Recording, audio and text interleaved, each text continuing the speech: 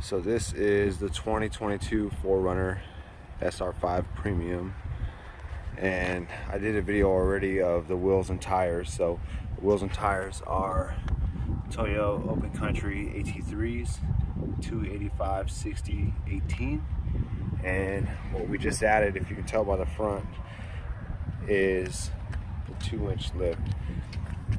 And this lift is actually the shock or the strut and coil kit. We didn't want to do a spacer kit on top, so we opted to do the rough country 2-inch strut and coil kit.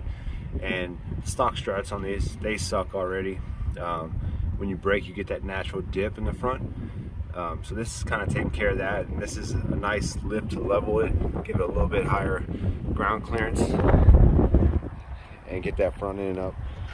And if you look at the picture on the very beginning of the video, like the main photo, it shows the difference between stock and then 2 inches. I mean, it made a big difference in fender gap on the front.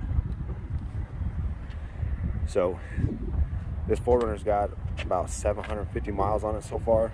So once we get a couple hundred miles on it, I'll be able to review, tell you how it's lasting, how the ride is and everything. But so far it's just wheels, tires, the strut and coil kit, and alignment. So we'll see how it goes.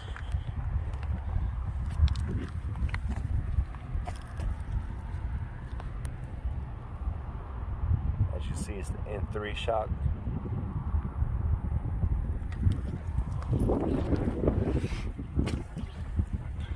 So yeah, if you have any questions, comments, drop them below. And as I said, once I get some miles on this setup, I'll be able to do a review how I like it, if I don't like it, if I need to switch it out and go to something else.